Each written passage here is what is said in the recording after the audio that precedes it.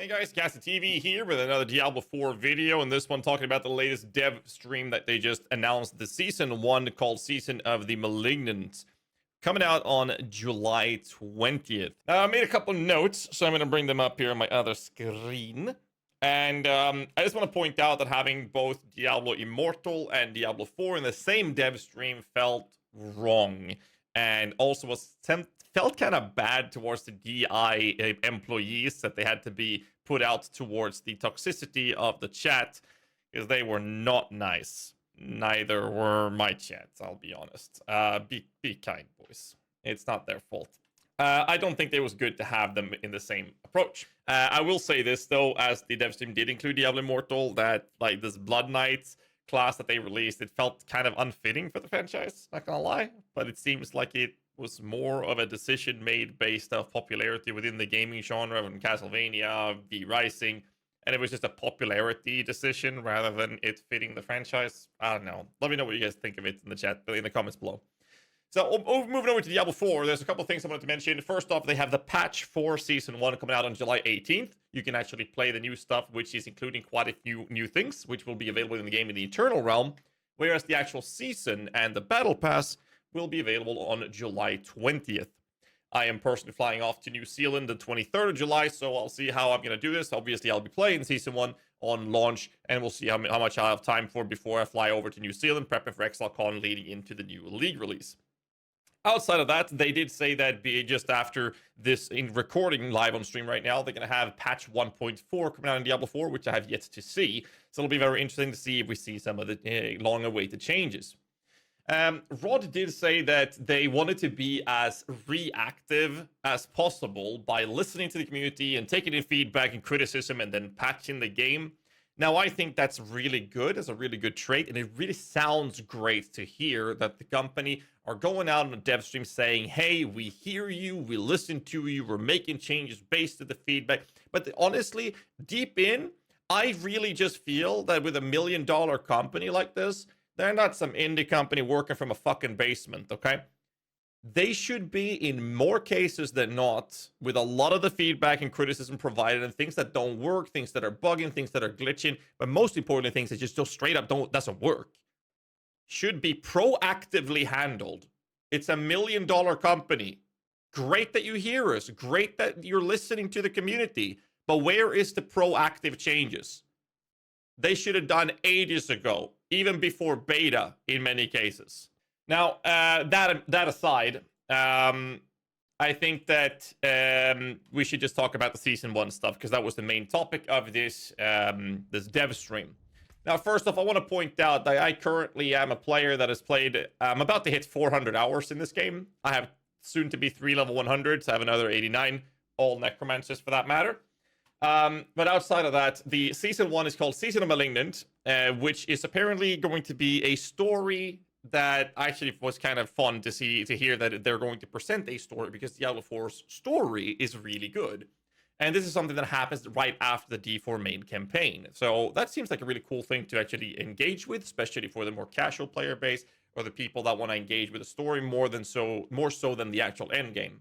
So I think there's a really good balance in the way they've approached the season to be sort of an addition or a next step after the main campaign. So in theory, it sounds really cool.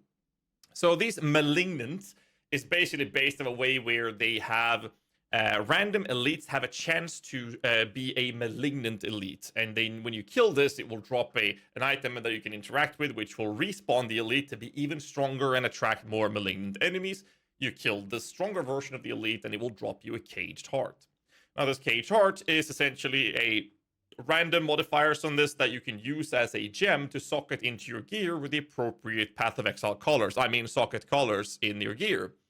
And this means that once you have a socket on a dropped item, or add a socket to the jeweler in your town, your item will have a specific socket color, which can fit the specific the appropriate color caged hearts into those items. So if you have the best item modifiers on a ring, for example, for a specific build, it might have the incorrect color. Just a fair point to point out. I'm not sure if these cage hearts can be traded. I hope they can.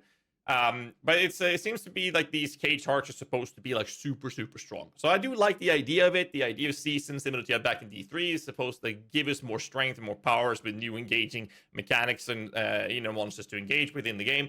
So it does sound rather interesting. We'll see how well balanced it is and how the socket coloring system will feel, because as we know for now, there seems to be no plans to making the socket colors changeable, which means that we're going to be seeing unique items that are already very rare, very rare. Even the chase unique items can have, some of those can have sockets, which will have a colored socket. So you might drop that tier 0 giga rare Starless Skies ring and then end up having a terrible socket color on it. Just saying. You can scrap the cage hearts that you're not interested in using, which will give you a material that you can craft a thing called invokers with, I believe they said, which you can then use to invoke Malignant through Malignant tunnels, which are scattered across the sanctuary, which you can engage with, and then basically get to choose which colored kind of rare elite Malignant that you want to engage with to try to target farm the specific colors that you're looking for. I like that idea. It gives you a little bit of a target farming-esque approach to the game, which is something I think Diablo 4 is lacking. Being able to target farm certain things is very, very good in my opinion. They've also now implemented a change that's going to be allowing you to drop uniques from the Helltide chest, which allows you to, I guess, to some degree, target farm certain uniques. I don't think that's going to be something you should use to target chase these tier 0 uniques.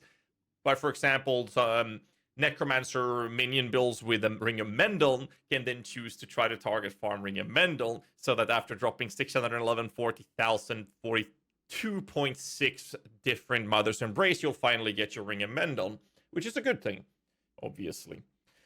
New things that is going to be available in the game is new legendary items, new aspect powers with that, new uniques is apparently coming, as well as new endgame bosses with the season approach.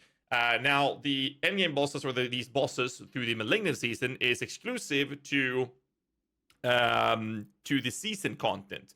But the 7 aspects and 6 uniques that they're adding the bosses are supposed to, not the bosses, are then going to be available in the Eternal Realm as of 18th of July, 2 days before the season launches. So if you're a player that plays the Eternal Realm, you already have access to this on the 18th. Another thing they've added was seasonal blessings. This is something that is connected to the battle pass, which is level gated. So even if you're able to progress through the battle pass sooner or faster than others, you're able to only use these blessings when you reach the level threshold, upon which you should already be at a point where you're able to progress that, even if you haven't bought the battle pass. You're running the free version, so there's no pay to win features.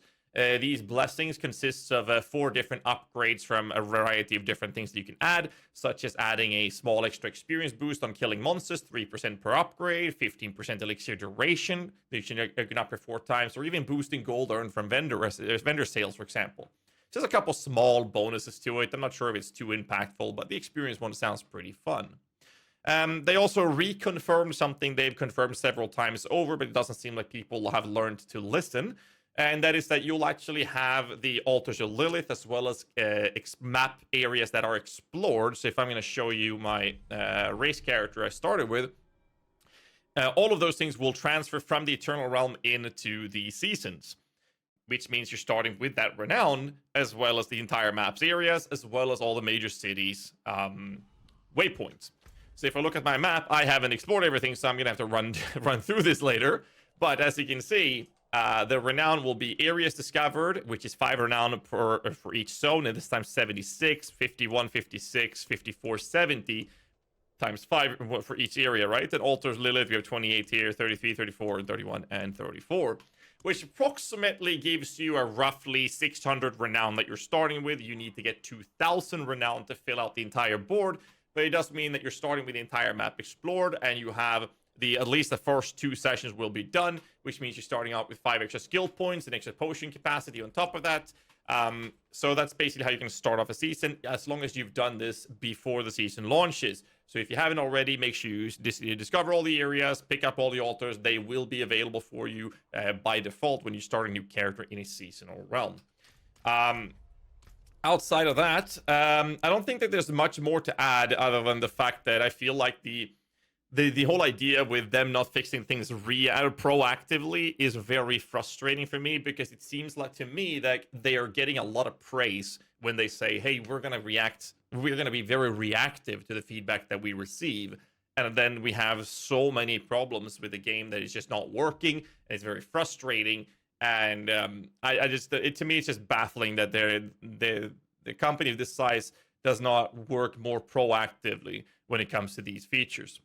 Either way, that's my negative feedback on it. I think that Season of Malignant is going to be very fun.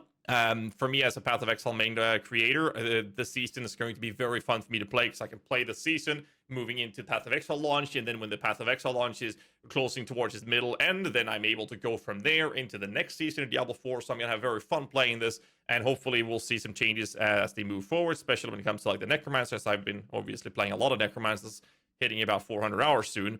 So hopefully we'll see some minion-related quality of life and whatnot. They have made some mentions regarding the stash tab issues, and it's something that they've said that they're looking into, but knowing their speed, we'll probably see that further down the road. So somewhere around season 150 or maybe season 643. We'll see how long it's going to take before that happens. On the other hand, the gem changes are coming for season 2, so that's a good thing, at least, I guess. Anyways, I don't want to sound too negative. I'm rather upset about some of the decision makers around this, but I will say this though: the idea of season 1 seems rather interesting. It seems like a fun way to engage with the game without it feeling too interruptive to your general gameplay. And with the recent changes to Nightmare Dungeon with experience and whatnot, I think this could be a really fun season to play. I do, however, feel that the game is kind of limited in the longevity and endgame replayability, which makes me feel like the game for people like myself that is a no-life degen, complete degenerate gamer, I feel like the enjoyment I could get out of D4 is very similar to that of D3, where the game is very engaging and fun for about a week, and then I can probably muster out another 2, maybe 3 weeks of enjoyment before I'm completely burnt out of anything that's fun to do in the game. And I think that's okay. I just want to say that I think that is perfectly fine. This game does not cater to the type of player base that I am. And having then people that are more casual being catered to is a good thing, not just for the player base in general, because the vast majority are those type of players. But I don't think that's a problem. But that's basically my perspective of the game right now. And I wanted to bring that question up because I want to ask you guys watching this video and you guys here in the Twitch chat right now to let me know what you guys feel about it. Because right now, I think I can get 2 to 3 weeks out of enjoyment out of each season, which honestly is a good thing for me, as well as I'm going to move back to Path of Exile between these seasonal enjoyment breaks, if you will. That's my take on this and the dev stream that we've seen. Hope you guys enjoyed this video and this little recap of my thoughts on it. Make sure you hit the like button on your way out, and don't forget to leave that comment and subscribe for more content. I'll see you guys in the next one. Until then, stay safe. Keep rocking.